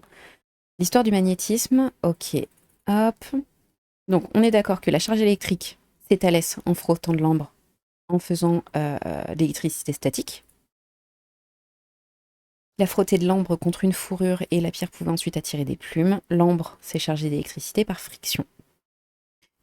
Thalès n'était pas encore en mesure d'expliquer cet effet, cela a été fait par William Gilbert en 1600, presque 2000 ans après Thalès. Il a appelé cet effet électrique comme l'ambre signifie électron en grec. Un lien avec la création du thème peut être établi ici. Donc on avait de la pierre qui était naturellement chargée parce qu'elle venait du centre de la Terre et qu'elle est sortie par les volcans. En prenant du dioxyde de carbone, elle s'est transformée en magnétite, en oxyde de fer. Et c'est là qu'on l'a trouvée. Si je dis pas de conneries, on est bon. Et le premier aimant artificiel, les aimants à liant. Jusqu'au XVIIe siècle, les aimants naturels, c'est-à-dire des pierres magnétites, étaient la seule source magnétique. C'est seulement en 1730 qu'il a été question d'aimants artificiels pour la première fois. Lors de ses expériences, Stevington Savery a eu l'idée d'attacher des aiguilles en acier magnétique. En les liant, il a créé l'aimant dit à liant. Il a découvert que la force magnétique était toujours présente, même après 6 mois. L'aimant permanent était né. Il a également constaté que les deux pôles magnétiques, les liés l'un à l'autre, pouvaient porter 5 fois plus de poids qu'un pôle seul. Ces phénomènes se produisent également dans l'aimant de fer à cheval. Ok, l'électroaimant, on fera ça plus tard. Les équations de Maxwell, pareil. Là, je vais aller sur l'aimant du fer à cheval.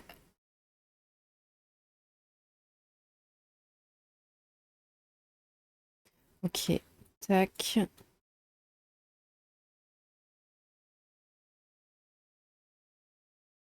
Ouais, donc ça, c'est les trucs de physique.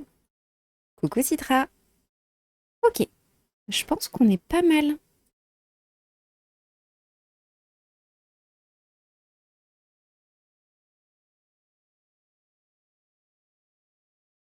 Je suis en train de checker.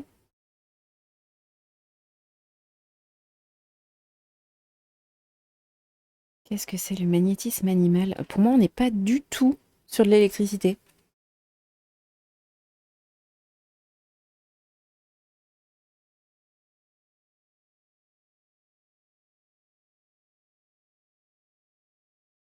Qu'est-ce qui est? La fièvre, mesmérisme. Ok, je pense qu'on va pas dans la bonne direction du tout. Allez, il était où mon premier document?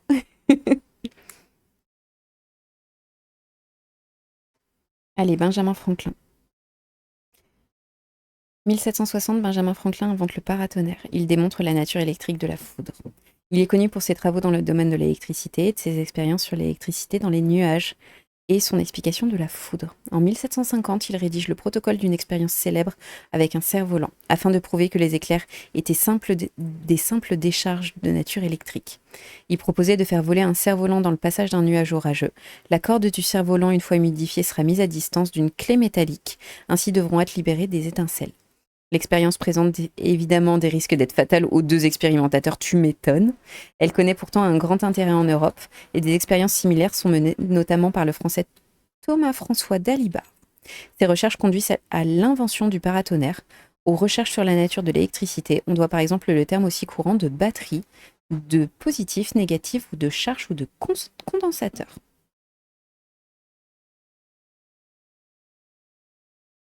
Alors. En 1700... Attends, il y a un bond entre... Ouais, non, 1760, 1799. On est pas mal. Du coup, ils utilisent le cerf-volant pour capter la foudre. En 1799, Alessandro Volta invente la pile en empilant des disques de cuivre et de zinc séparés par des rondelles de tissu imbibées d'acide. La pile de Volta est formée par un empilement, d'où son nom, de petits disques de cuivre et de zinc alternés. Chaque disque de cuivre est séparé par un disque de zinc sous-jacent par une surface de tissu ou de feutre imbibé de saumure. Saumure, c'est le sel. Solution aqueuse de NaCl. NaCl, c'est du sel. NaCl, c'est du sel. Chlorure de sodium. On l'appelle communément sel de table ou sel de cuisine, ou tout simplement le sel dans le langage courant. Chlorure de sodium, on est d'accord. Donc, chlorure de sodium, alors que le disque de cuivre suivant est en contact direct avec le disque de zinc qui surplombe. De cette façon, On a un empilement de cuivre, de saumure, de zinc, de cuivre, de saumure, de zinc, de cuivre, de saumure, de zinc. Il se produit au niveau de chaque couche qu'on appellera désormais une superposition d'un disque de cuivre et d'un disque de zinc séparés par un tissu. Réaction oxydoréduction.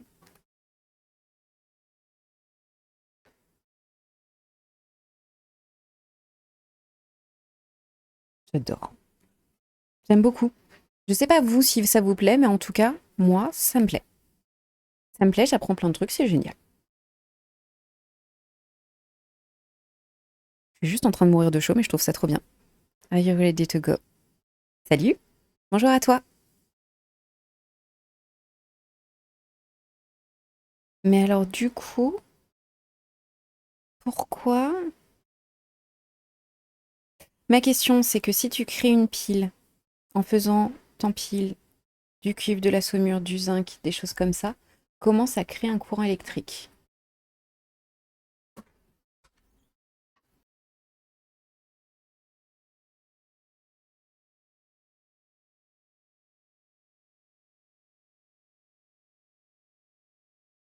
Alors, hop, tac. Comment ça crée la pile de Volta? On va aller regarder.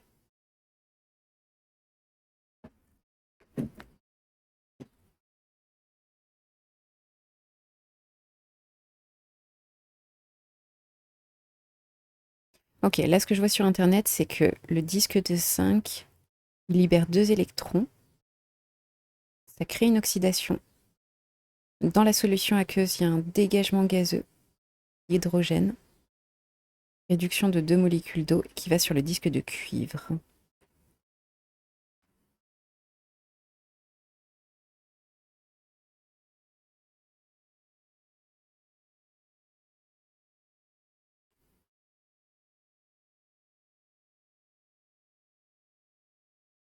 Parce que c'est le contact de deux métaux différents qui produit un courant électrique.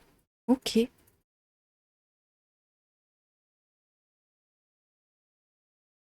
Que c'est les réactions chimiques entre les métaux et la solution salée qui provoquent la circulation du courant. Volta empile. Et il présente sa pile en 1800 à Napoléon et à l'Académie des sciences. Le succès est total. Ok. Les expériences s'orientent ensuite vers l'étude du courant électrique et abandonnent l'électrostatique. Bah, comme ça, il n'y a pas de frottement dans un sens. Les chimistes l'utilisent pour décomposer des solutions et découvrent aussi de nouveaux éléments. Donc Sir Humphrey Davy réalise grâce à la pile l'arc électrique utilisé exclusivement pour l'éclairage public. L'origine de la pile est oubliée, mais certainement pas l'objet de plus en plus présent dans notre quotidien. Ok.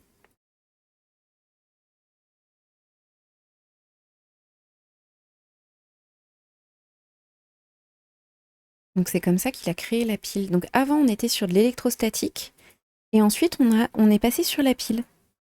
Ok. Je trouve ça assez cool. En 1802, le docteur William Cruikshank améliore la pile de Volta. Professeur de chimie de l'Académie royale militaire de Woolwich. Ah, s'il vous plaît, les noms là, on m'aide pas. Il a découvert l'élément strontium avec Adair Crawford, permettant à Humphrey Davy d'isoler ce métal quelques années plus tard. Il a inventé la pile à auge, amélioration de la pile électrique de Volta en 1802. Il a également mené des expériences en galvanoplastie. Dans mon souvenir, la galvanoplastie, c'est quand tu vas des trucs galvanisés. Oui, c'est ça. Ok, c'est ça. Exerçant aussi comme chirurgien dans l'équipe de John Rollo à Dubernay, il a décrit la pénurie due au diabète. Il est souvent confondu avec l'anatomiste William, du même nom, Cruikshank, et il est mort électrocuté en 1812. Mais non. Il conçut la première batterie électrique capable d'être produite en série. Il arrangea des feuilles carrées de cuivre soudées à leur extrémité et intercalées avec des feuilles de zinc de la même taille. Ces feuilles étaient placées dans une longue boîte en bois rectangulaire qui était ensuite renfermée étanchement à l'aide de ciment. Des encoches à l'intérieur de la boîte permettaient de maintenir les plaques métalliques bien en place. La boîte était remplie d'une solution aqueuse salée, une saumure, ou d'acide dilué. Jusqu'à une certaine époque, toutes les batteries comportaient des éléments accumulateurs primaires, ce qui voulait dire qu'elles n'étaient pas rechargeables. Et on était sur une pile à auge. C'est génial. En 1803, Johann Ritter, il fit d'importantes découvertes sur l'électrochimie et la lumière ultraviolette. On lui attribue la découverte du rayonnement ultraviolet du spectre électromagnétique. Ok, on va trop loin pour moi. On va sur l'électricité. On est bon. Attends, je vais m'allonger un petit peu. Je suis en train de mourir de chaud. Je vois rien. Je vois pas le message, moi. Ah, coucou Pugsley. Oui, ça voulait pas. C'est Pugsley?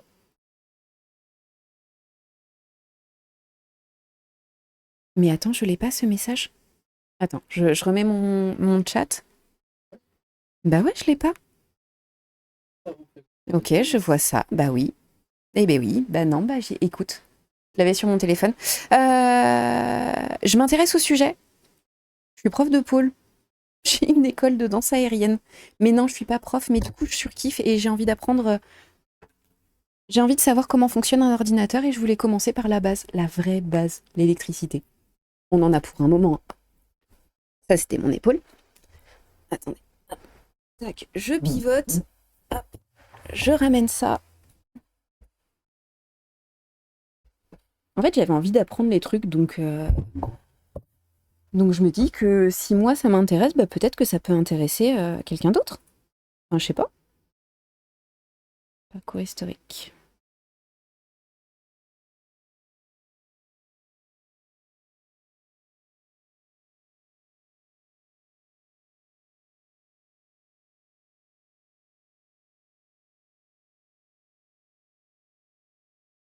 Alors, là, je suis sur un article sur les machines à frotter.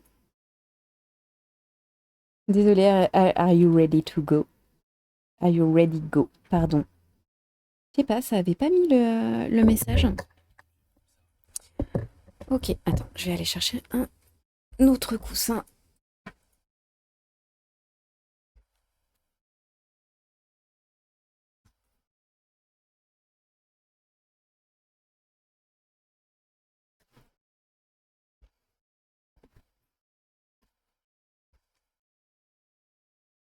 On va quand même prendre le temps de s'installer confortablement. On est bien. On a l'air bien, hein. Ok. Donc, on sait depuis la Grèce que l'ambre, ça attirait les objets légers. Ça, c'est ce qu'on avait vu en début de live. Ok, ça, c'est bon.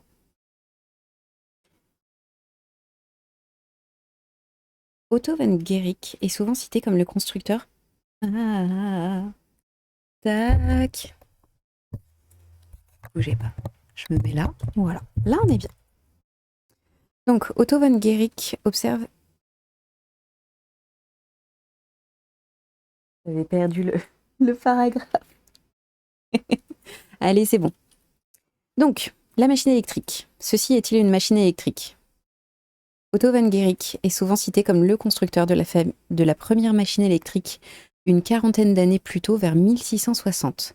Sur la gravure décrivant son expérience, on voit un globe de soufre de la grosseur de la tête d'un enfant qui peut tourner autour d'un axe pendant qu'on le frotte avec la main.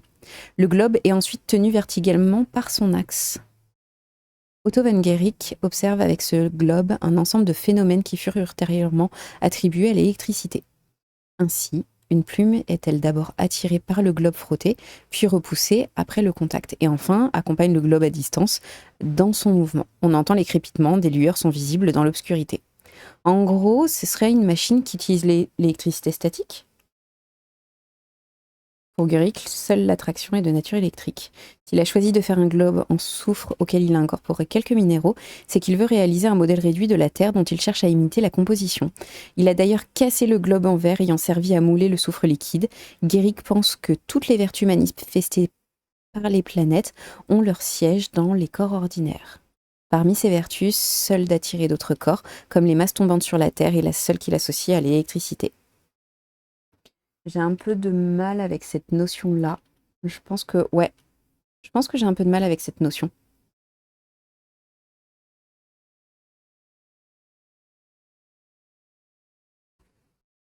Grâce à une autre vertu, la Terre tient au contraire à distance de certains corps, tels le feu ou la Lune, de même que son globe de soufre tient à distance de la pousse repoussée. D'autres vertus encore, comme les vertus lumineuses et sonores, se trouvent également reproduites en miniature par son globe. Ouais, ok, donc là, c'est les croyances qu'il avait à cette époque-là.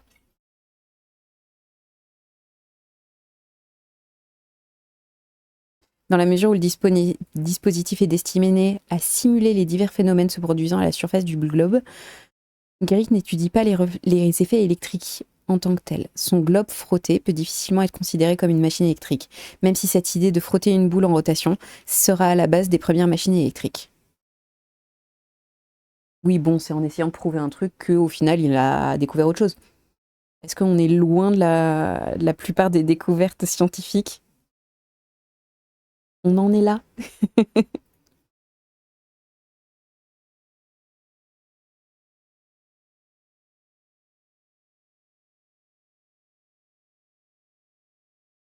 Ok, donc là, c'est pas mal de machines qui sont frottées.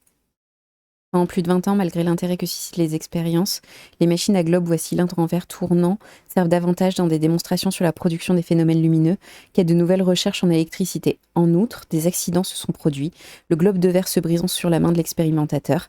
Lui-même a réalisé que certaines de ces expériences avec de simples tubes en verre long d'environ 1 mètre plus faciles à manipuler.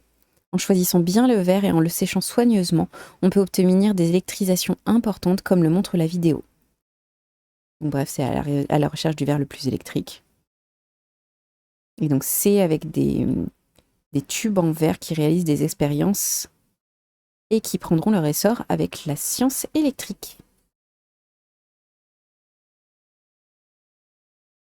Au milieu des années 30, donc 1730, l'Allemand Bose revient au globe de verre frotté à la main pour ses démonstrations publiques qui reconnaîtront un grand succès. Suivi par d'autres physiciens allemands, il introduit un perfectionnement en canalisant l'électricité produite par le globe vers une tige métallique, épée ou un canon de fusil. Merci pour le follow. Non pseudo Twitch.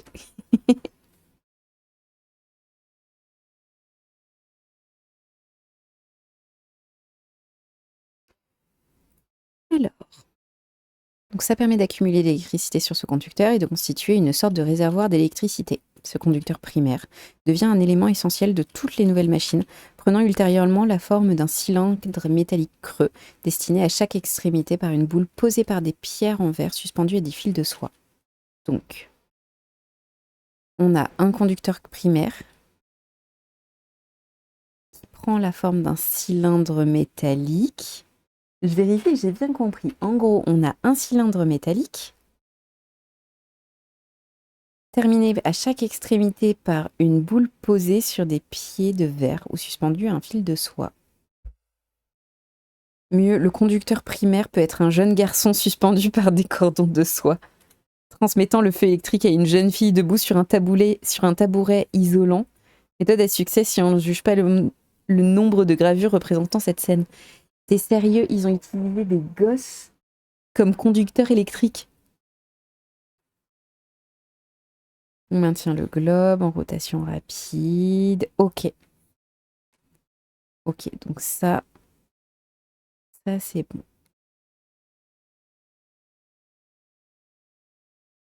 Ok, donc là j'étais vraiment sur les machines. Les tubes en verre, les machines à frotter, la bouteille.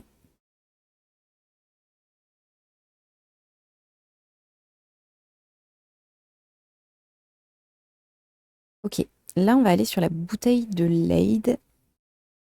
Leyde, je sais pas comment on le prononce. Et je pense qu'on va s'arrêter là après. Parce que moi, perso, je suis en train de mourir de chaud. Je pense que le modo, il est comme ça. Ouais, on est d'accord. Le modo est l'article de la mort. Et on reviendra en fin d'après-midi pour faire un stream d'Expédition 33. Donc là, on est sur l'énigme de la bouteille de Leyde. Et on reprendra, je pense qu'on reprendra demain. En vrai, c'est trop cool. Je sais pas si ça vous plaît, mais, euh, mais moi, je trouve ça hyper intéressant. Ok.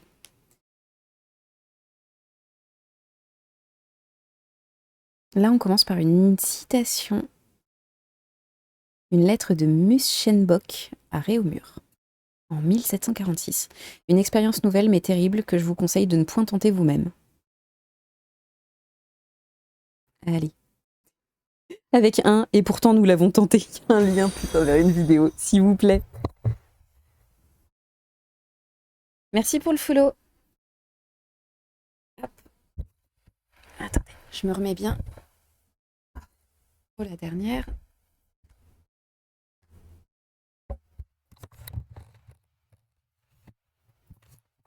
Est-ce qu'on me voit? Est-ce qu'on m'entend? Le petit câble est chiant pour... Si je fais ça... Allez, on va se mettre comme ça, on va dire que ça va être bien. On m'entend? Il n'y a pas de souci. J'ai pas abîmé le calque. Comment dire, le câble. Allez, à nous. L'énigme de la bouteille de Leyde. Hop. Gray et Dufay avaient montré qu'on peut électriser de l'eau en y plongeant une tige métallique reliée à la machine électrique, à condition que le récipient contenant l'eau soit posé sur un plateau isolant. Au milieu des années 1740, à l'aide d'une machine plus puissante que le simple tube de verre, Bose, physicien allemand, électrise ainsi l'eau contenue dans un récipient. En approchant la pointe d'une épée de la surface de l'eau, on tire des étincelles pour l'émerveillement d'un public devenu friand d'expériences électriques. Le feu jaillissant de l'eau. Les expériences de ce genre étaient répétées par de nombreux amateurs. C'est ainsi qu'en octobre 1745, von Kleist, un chanoine? C'est quoi les chanoines? Attendez.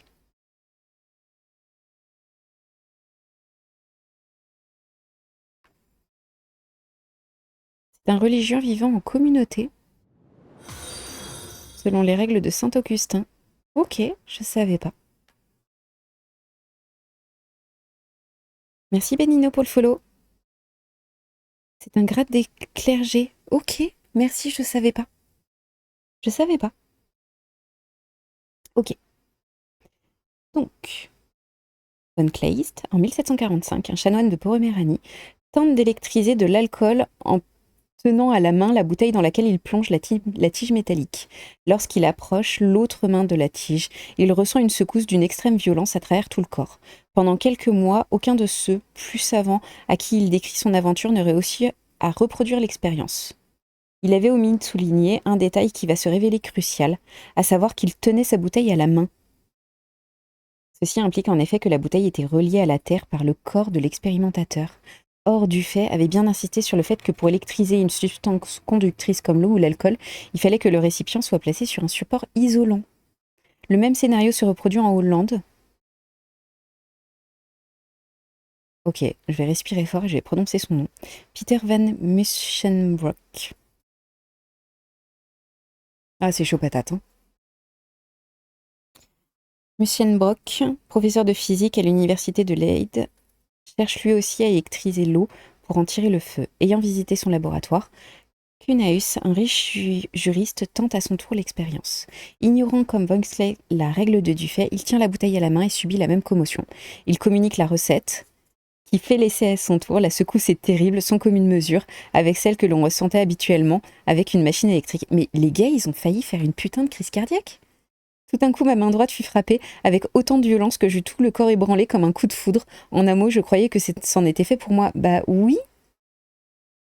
Mon petit chat, t'as failli crever. Coucou Gambas.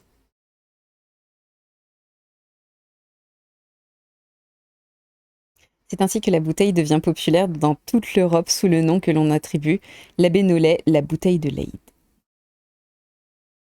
La condensation de l'électricité. Cette bouteille a donc accumulé, condensé de l'électricité. Elle est le prototype de ce qu'on appellera bientôt un condensateur. Très vite, on la perfectionne. Au lieu de l'eau, les feuilles de métal froissées conduisent l'électricité de la machine à une feuille d'étain collée sur la face interne du verre. C'est ainsi que la main est remplacée par une autre feuille métallique collée à la face externe. On constate ainsi que dès 1746, que l'on peut augmenter encore la puissance des décharges. En augmentant la surface des feuilles métalliques en contact avec le verre, on construit d'énormes jarres en diminuant l'épaisseur du verre et en groupant les bouteilles en batteries. Il y en a combien qui sont morts en faisant cette expérience? On découvre aussi que la forme de la bouteille importe peu. Deux armatures métalliques planes séparées par un simple carreau de verre font aussi bien l'affaire. En 1756, Épinus montre que le verre n'est pas nécessaire. Les plaques peuvent être séparées simplement par de l'air. C'est le condensateur d'Épinus. En ascension des bouteilles, à la machine électrique, les étincelles produites deviennent beaucoup plus puissantes, plus lumineuses et plus sonores, bref, plus spectaculaires, comme on le voit donc sur, ils mettent un lien de vidéo. Cette bouteille, elle reste longtemps une énigme. Lorsque s'impose à la fin du XVIIIe siècle les notions d'action à distance entre les charges électriques, la condensation de l'électricité dans l'étonnante bouteille s'explique simplement. Mais accumuler autant de fluide électrique dans un si petit volume, et ce d'autant mieux que le verre est plus mince, devoir relier la feuille métallique extérieure à la Terre en 1746, tout cela entre en contradiction avec ce que l'on croit être les lois de l'électricité. Muschenbroek, professeur de physique et de grande renommée, ne reconnaît-il pas lui-même ne rien comprendre et ne rien pouvoir expliquer? Dans les conceptions dominantes au milieu du siècle, les effets de l'électricité ne sont pas compris comme des actions à distance.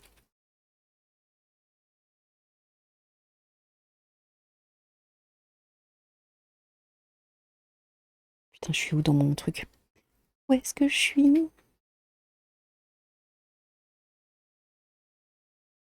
Dans les conceptions dominantes en milieu de siècle, les effets de l'électricité ne sont pas comprises comme des actions à distance, mais comme des manifestations d'effluves électriques. Or, ces effets ne disparaissent pas quand on interpose une plaque de verre entre deux corps électrisés. Cela conduisait à penser que le verre se laisse traverser par des effluves électriques. C'est pourquoi, lors des premières tentatives pour électriser l'eau, on choisit un vase en verre épais placé conformément à la prescription de Dufay sur un support isolant. Sans cette précaution, on s'attendait à ce que le fluide électrique s'écoule vers la terre au lieu de s'accumuler dans la bouteille. Mais c'est au contraire lorsque la paroi extérieure est mise à la terre que se produit le coup foudroyant et que la commotion est d'autant plus violente que le verre est plus mince. Du coup, cette bouteille, c'est une épreuve critique pour les théories de l'électricité.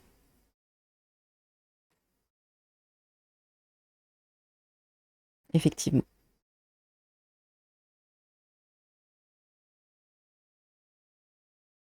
Toutes sortes d'hypothèses sont avancées pour tenter de résoudre l'énigme. Jean-Baptiste Leroy, dans l'article Coup foudroyant de l'encyclopédie de Diderot, se propose d'en rendre compte. Il mentionne brièvement certaines explications très embarrassées, celles de Nollet, Jalabert, Watson. Mais c'est à la sienne propre et à celle de Benjamin Franklin qui consacre le plus de place. S'il se déclare d'accord avec lui, donc avec Benjamin Franklin, quant aux effets en général, c'est pour s'en séparer sur le point crucial de la perméabilité du verre. Dans le système de Franklin, il y a deux éléments révolutionnaires. Un nouveau système électrique, en rupture avec les théories des effluves, et l'hypothèse de l'imperméabilité du verre à l'électricité. Pour lui, la matière ordinaire est gorgée à la matière du démonge de matière électrique. Un corps est électrisé positivement lorsqu'il a reçu un excès de matière par rapport à sa quantité normale, tandis qu'il est électrisé négativement s'il en a perdu.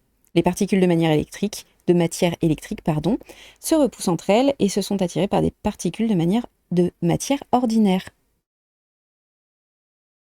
Appliquant cette théorie à la fameuse bouteille, Franklin affirme d'abord que la charge accumulée à l'intérieur de la bouteille est égale à celle perdue par la surface externe, et il présente plusieurs expériences à l'appui de cette thèse. Je n'ai strictement rien compris.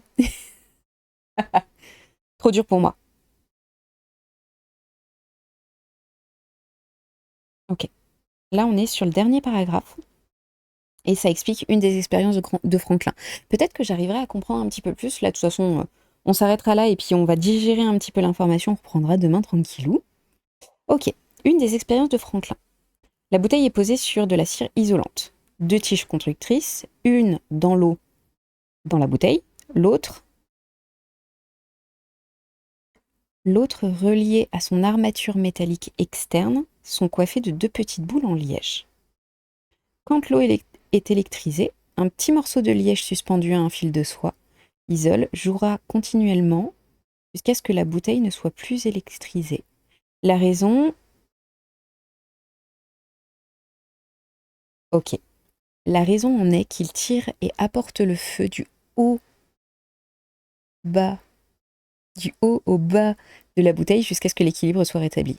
En gros, la raison est qu'il tire porte la feu de haut en bas jusqu'à ce que l'équilibre soit rétabli. L'idée est qu'à chaque contact de la boule droite, le morceau de liège emporte une partie de la matière électrique accumulée à l'intérieur de la bouteille et qui va céder à la boule de gauche. Mais comment l'accumulation d'un côté peut produire un déficit de l'autre? Hein? Hein? On m'explique? J'adore.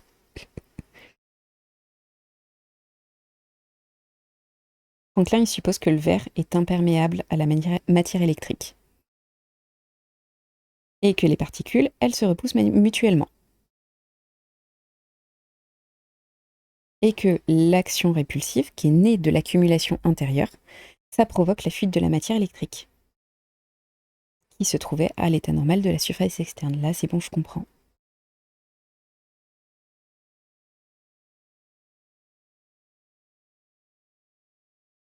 Ok, du coup, ça fait un plein et un vide en même temps. Et il y en a un qui pousse et l'autre qui tire. En gros, c'est ça. Et que, ainsi, les deux états d'électricité, le plus et le moins, sont merveilleusement combinés et balancés dans cette bouteille miraculeuse. Leur disposition et la relation de l'un à l'autre surpassent mon intelligence. Ok. Et donc là, il écrit une lettre à Collinson en 47 et il dit « Ici, nous avons une bouteille qui contient en même temps un plein feu électrique et un vide de ce même feu.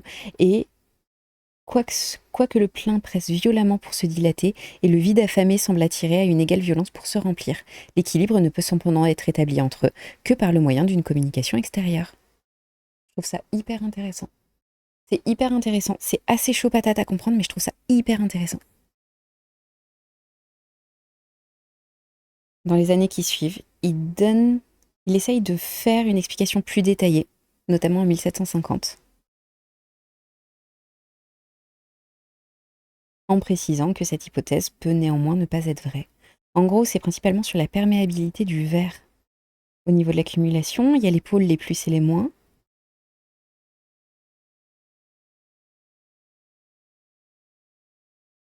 Et en 1954, il décrit une expérience qui semble remettre en cause son explication microscopique de l'imperméabilité, ce dont il se dit plus que jamais embarrassé. L'impénétrabilité du verre et les électricités en plus et en moins semblent pourtant la voie à suivre pour résoudre l'énigme. Cela suffit-il à expliquer le ralliement progressif des électriciens européens aux thèses de Franklin, malgré la résistance en France des partisans de Nollet, acharnés à défendre la perméabilité du verre? En gros, là, ils sont en train de faire une guéguerre, savoir est-ce que le verre est imperméable ou pas. L'acceptation des conceptions de Franklin en Europe doit beaucoup au succès de ses célèbres expériences sur la foudre, le paratonnerre, dont le lien logique avec son système électrique est pourtant faible. Je trouve ça génial. Je trouve ça trop cool. C'est trop bien. Eh bien écoutez, on a terminé. En tout cas pour cette partie-là. C'était hyper cool. On a fait quoi, 1h40?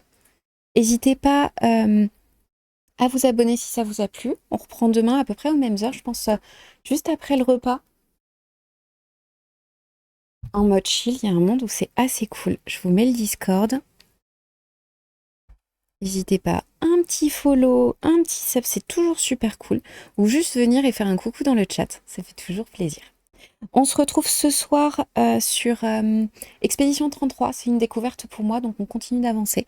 Ça fait pas longtemps, je dois avoir, je crois, une douzaine d'heures de jeu maximum. Et on se retrouve aux alentours de 17h30, 18h, un truc comme ça. Ça va être ça, un petit peu le programme de la journée. Et oui, mais pour moi je suis pas en fait, justement. Moi, ça va être Expédition 33. Mais rien ne vous empêche de faire un coucou après. Ou pendant la pause. Merci Mouette pour le follow. Bawamir pareil. On veut la suite des aventures de Maël, mais tellement. Il n'y a aucun problème, ce sera toujours avec plaisir. C'était hyper cool. Moi j'ai aimé. Franchement c'était trop bien. C'était trop bien. Hop. Bon après-midi. Pugsley, t'es toujours sur ta construction? Comment ça se passe? C'est vrai que je t'ai pas demandé au début.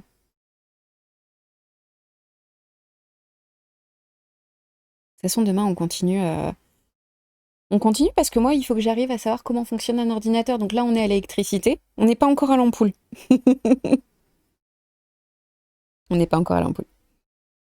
Pas compris. Comment ça se passe ta construction? T'étais en train de refaire le château, dans mon souvenir.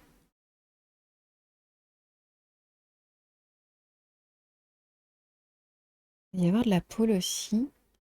Peut-être demain matin pour un live de pôle aussi. Je pense qu'on est bien. Je vais quand même attendre la réponse de Pugsley. Je vais demander comment ça se passait. J'avance, le pont est terminé. Et là, je construis un peu dans Planco 2. Je connais pas Planco 2.